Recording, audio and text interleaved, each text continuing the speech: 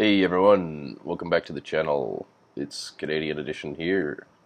Today we are doing some realistic battles in French early era machines. So we're in this little dinky little French tank here. Funny story about the French, their early tanks were actually really good. They were better than the German tanks that invaded France. However, their tactics were not so good. They used the tanks mostly as infantry support, and the Germans grouped their tanks into panzer divisions and easily overwhelmed the French forces using the blitzkrieg warfare that has become famous throughout history. So, a little bit of history about France I've got for you here. The military history of France during World War II actually covers 3 periods. So from 1939 until 1940, they pretty much fought a war against Germany, which was fought by the French Third Republic. The period from 1940 until 1945 saw a competition between Vichy France and the Free French forces under General Charles de Gaulle for control of the overseas empire. And 1944, witnessing the landings of the Allies in France, in the Normandy province, expelling the German army, that put an end to the Vichy regime. So in short, France lost the war with Germany when they were invaded. Initially they were defending themselves, and they lost. They surrendered and started to change all their political... They basically gave Germany all their scientists, all their technology. They changed all their political doctrines to favor Germany.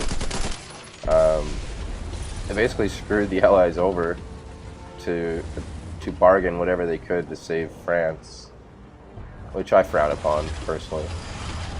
So that's why there was the Free French forces under General Charles de Gaulle. Those were the French people who opposed siding with the Germans. The Germans basically said, you know, surrender or we'll wipe you out. So, I mean, the French didn't really have a choice. So, like, who am I to say it was the wrong thing to do? As we're killed by a Stuart there. So yeah, France and Britain declared war on Germany when it invaded Poland in September 1939. After the phony war from 1939 to 1940, within 7 weeks, the Germans invaded and defeated France and forced the British off the continent. So France formally surrendered to Germany after that. In August 1943, General de Gaulle and Giraud, he's not a general, that's just his name, the forces of those two men, merged in a single chain of command subordinated to Anglo-American leadership. So there were many in the French Empire who would fight Germany at all costs. So if you're speaking about the French people in history, just remember that they were divided as a nation after they were defeated by Germany in 1940. Some of them wanted to just give the Germans what they wanted, we've seen enough blood, and some of them would never give up France and always wanted to fight. So there's opposing French forces on the Eastern Front. Those were not the ones that wanted to fight, those were the ones that sided with the Germans. They were subordinated to Soviet or German leadership. You can see we kill a little float plane there with our French biplane. I'm going to head on. So this in-exile French force, together with the French forces of the interior, played a variable scale role in the eventual liberation of France by the Western Allies. So pardon me.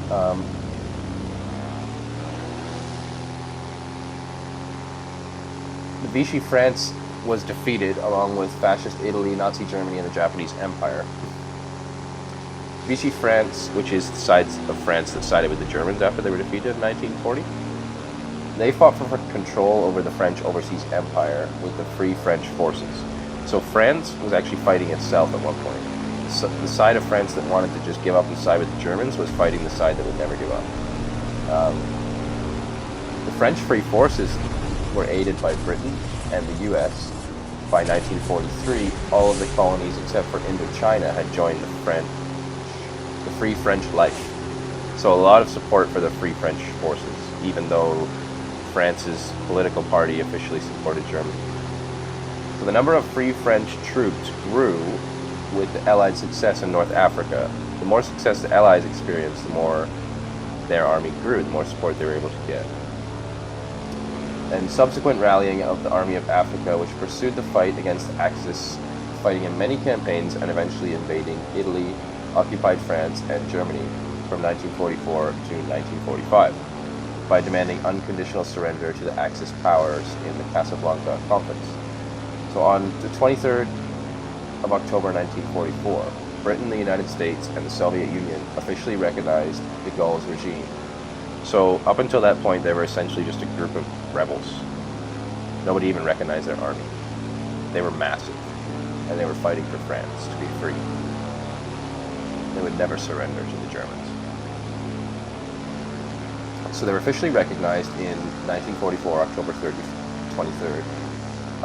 They were recognized as the Provisional Government of the French Republic, the GPRF, which replaced the in-exile. So after the Allies took over, they exiled the Vichy French supporters. So everyone who supported Germany was exiled. Its government fled to Sigmaringen in western Germany and preceded the Fourth Republic in 1946. So recruitment in liberated France led to enlargements of the French armies, and by the end of the war in May 1945, France had over 1 million troops. They actually had 1.25 million, and 10 divisions of which were fighting in Germany. An expeditionary, that means expedited means sped up. So a sped up corps was created to liberate French Indochina, then occupied by the Japanese. During the course of the war, French military losses totaled 212,000 dead, of which 92,000 were killed through the end of the campaign of 1940. So that is really sad.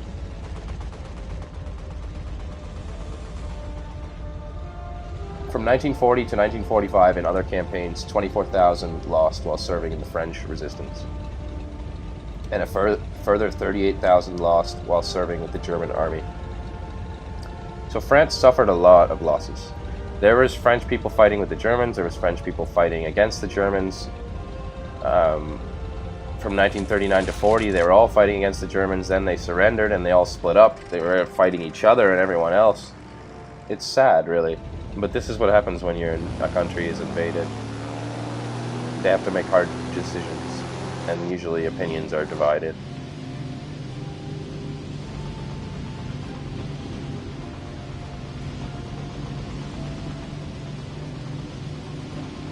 So that's all I'm going to say about the history of the French armies. I will sum up with, basically they had several regular and irregular forces during World War II, which was part of a major geopolitical change. So following the Battle of France in 1940, which they lost, the country switched from a democratic Republican regime fighting with the Allies to an authoritarian regime collaborating with Germany and opposing the Allies in several campaigns. These complex opposing forces were called, in a simplistic manner, the Vichy French forces. So, and there was the French Free Forces on the other side. And they fought battles all over the world from 1940 to 1945. So the Vichy support the Germans, the Free Forces support France and the Allies. The Germans and the Axis are supported by the Vichy. So they fought battles all over the world from 1940 to 1945, sometimes fighting against each other. And these forces were composite, made of rebel factions and colonial troops. France controlled a large colonial empire, only second to the British Empire. So the same way that British used the Indians in their army in World War I, the French did that with their empire, like Indochina, France Indochina. They bolstered their forces. But what we can learn from all that history is it was very complicated for France after they lost to the Germans in 1940. The country was essentially divided. Some with the officially they supported the Axis, but there was a large force that supported the Allies, and they were fighting on all fronts against each other sometimes because of that. So that's all I want to say about the history. I'm going to talk about the battle now. I don't know if you noticed, but we've been doing alright with this little biplane and this little tank that we got here.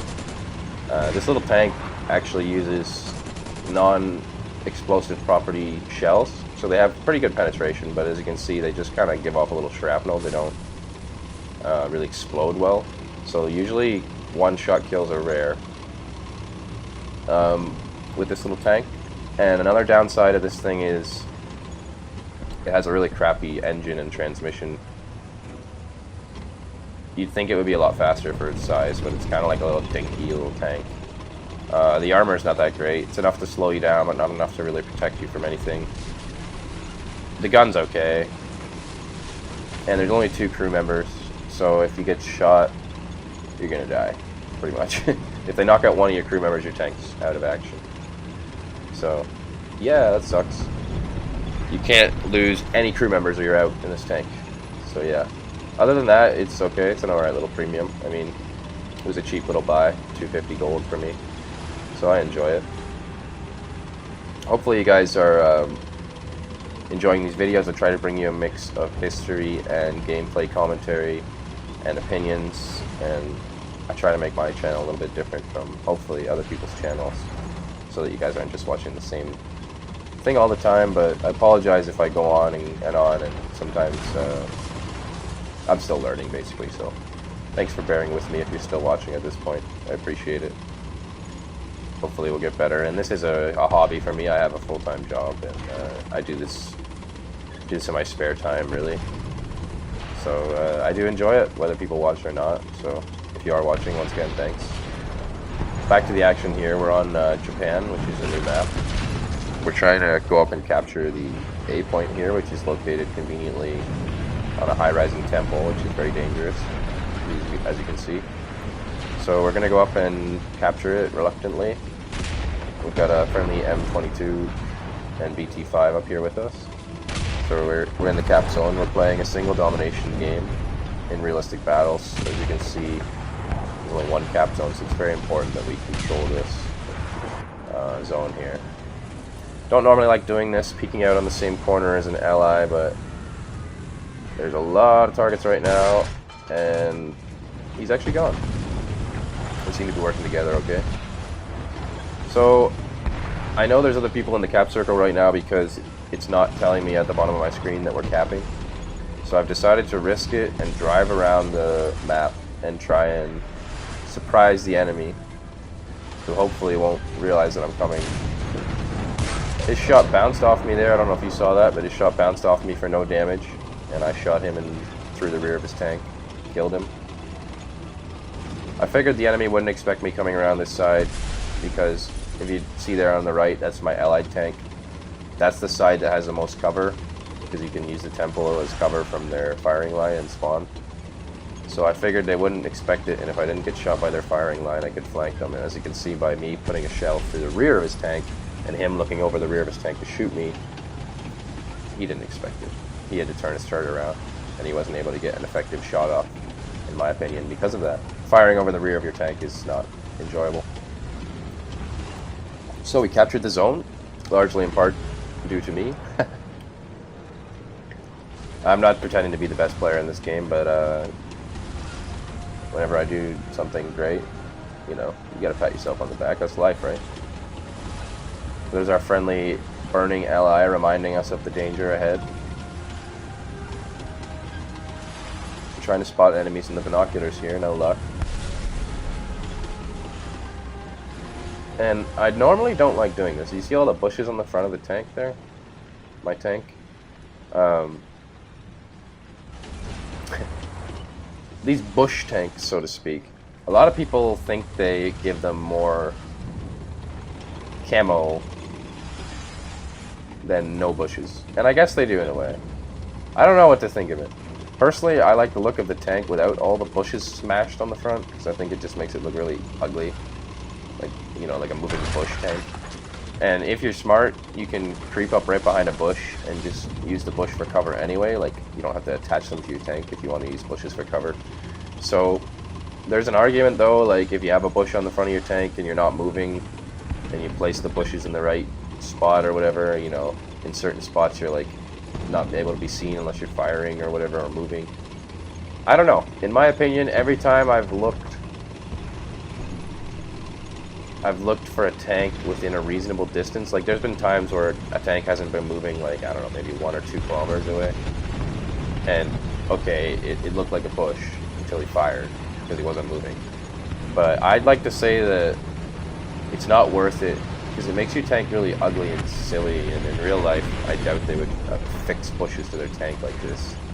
Like, maybe they would stop, go hull down, and, you know, put some bushes somewhere, but they would never cover the optical devices or anything like that where it could catch fire or anything. And, you know, for me, it just, like, I know as a video game it's not supposed to be perfectly realistic, but for me, I know I have bushes on my tank right now, but currently while I play, I try to get rid of the bushes.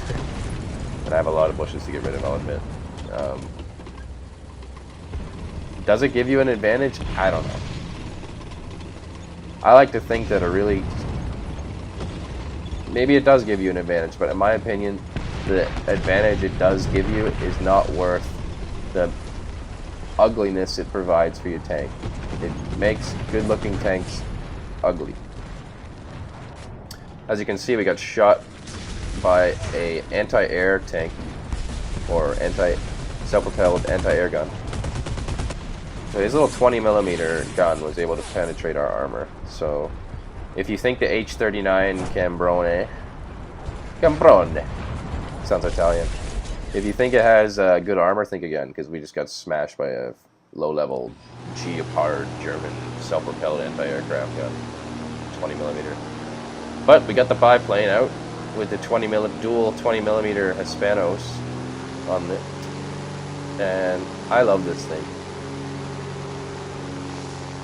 This is a French premium biplane. I can't remember what it's called, but I play on PS4, and I got this thing in the store on sale for $13. And I gotta say, this thing is pretty awesome. You're only a 1.3 rank, and you have like a 13-second turn time. I guess it's not really a biplane, it's only got one wing, but it's like weird configuration. No flaps, no landing gear, no nothing, everything's, you know. But you get two 20mm Hispano cannons at 1.3 BR, and you have a 13-second turn time. So this is a pretty damn good plane in my opinion. Apart from the low ammo count, because these things fire really fast, and they have 30 rounds per cannon. But here we go. We're lowering our speed, trying to get a good dive angle. I don't like coming in fast. This does put you at risk to anti-aircraft guns if they see you, and also puts you at risk to enemy planes if they see you, but it does give you more opportunity to actually do damage to targets on the ground. So we see a target marked, luckily, by one of our teammates. So we're going to engage him with a 20mm, and you can see we penetrate and take him out. We knock out his crew. And that was a Hago Commander, which is a low-level Japanese tank that we just knocked out there. And we're already down to half ammo for our Hispanos, so that's how fast they shoot. I've only got 32 ammo from the 60 now, so we fired 28 rounds there, and those are just two little bursts. But we killed the Hago, so these things are pretty awesome. I was playing this game live, so you're seeing the on-air in the top right corner if you're still watching. But here we go, we're trying to come in and kill someone else with our little French Hispano plane. Now, I'm not the best. This is a realistic flight model, and I'm pretty good at realistic tanks, but I'm not as good at flying. Luckily, this little biplane flies like a UFO. It's amazing. But we're getting shot at by some AA here. I'm by no means a propeller head, so to speak. Oh, we just took a heavy damage to the wing. We've got a plane on our tail. I don't know if you noticed. But we have the power to outturn this guy with a non-damaged wing. So we're going to try to outturn him. And actually, he's bugging out. Yeah, this guy's bugging out. So we're going to try and take some shots out. I can't see if we hit him or not there. Well, we only got 20 rounds on. Oh god, down to 16 rounds. Oh god, 14 rounds. 10, 4, no ammo left. I didn't see if we actually, I don't think we hit him at all. So not good shooting on my part. But we did get a kill. We killed the Hago tank. So I will take that and return to base and rearm. It would have been nice to kill that, I think it was a BF-109. It would have been nice to kill that plane. But we should be thankful we're alive. If you look at the red, deep red on the wing, any more damage to that wing, and I'm pretty sure it would have just come off and we would have went down. Because where it's damaged there, it would certainly cause us to go down.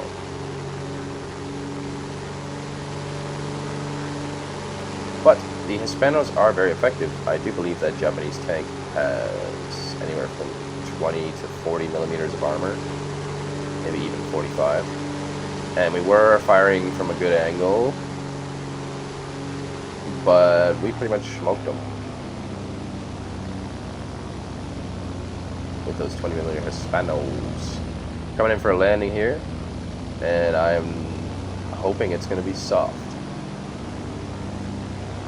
Yeah, but if you guys want to pick up this plane, this little French thing, I highly recommend this plane. It's very fun to play. In my opinion, it looks nice. Like, it's old school. It's got these two mean-looking cannons on top of it. And they are Hispanos. It's got a very low ammo can. As I said, 30 rounds per cannon, 60 total, but it does get access to air belts with high explosive fragmentation rounds. And cannons at battle rating 1.3 is ridiculous. So, yeah. Coming in for a landing here.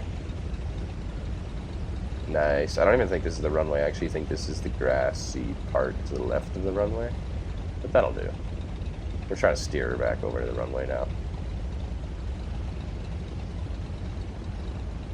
And it looks like we're going to win this game.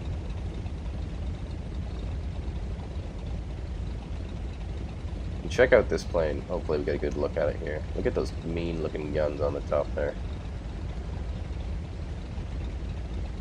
I just think it's a beautiful plane. And we're third place in the team at the moment. And that's where we'll finish, with 1 zone captured, 2 ground targets eliminated, 1 death, 1,128 score. And I'll see you guys next time.